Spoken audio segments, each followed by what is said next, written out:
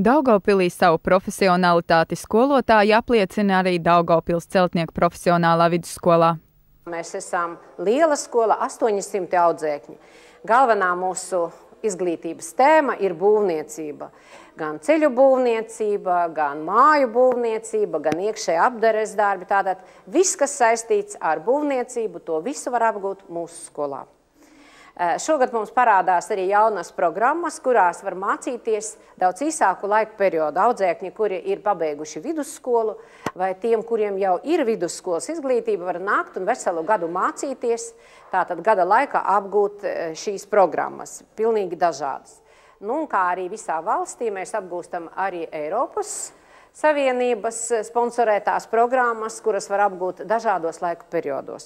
Tā kā skola ļoti radoša un aicina arī pilsētas iedzīvotājus apmācībās dažādās programmās šeit, jo mēs esam vinnējuši diezgan lielu tādu konkursu, kas ir saistīts ar bezdarbnieku apmācību. Arī šeit var apgūt daudz profesijas, kas ir saistītas tieši ar būvniecību.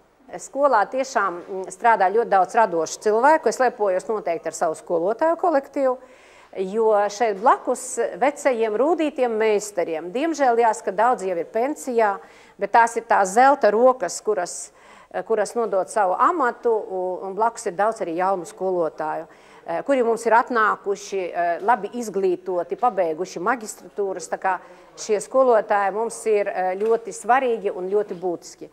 Es domāju, ka mēs varam lepoties arī ar to, ka mēs esam ļoti labi sportisti. Mēs pagājušajā gadā bijām stiprākā profesionālās izglītības iestāde, skola tieši sportā ieņēmām Latgalē 1. vietu.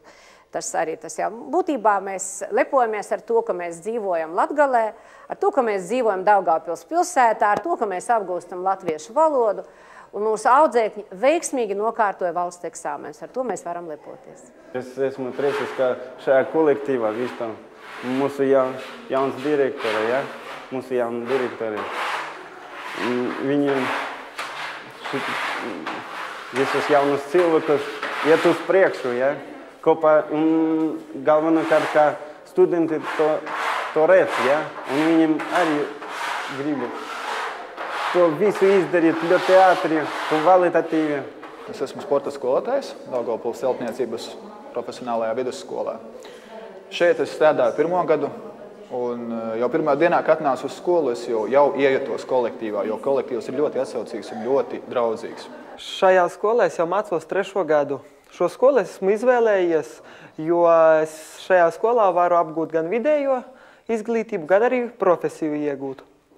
Profesiju es iegūstu jau 3. gadu, un esmu izvēlējies kā profesiju mēbeļu galdnieks.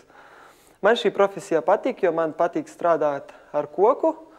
Es aktīvi cenšos piedalīties dažādos ārpusskolas pasākumos, konkursos braucam uz Rīgu, ir iegūtas arī godalgotas vietas.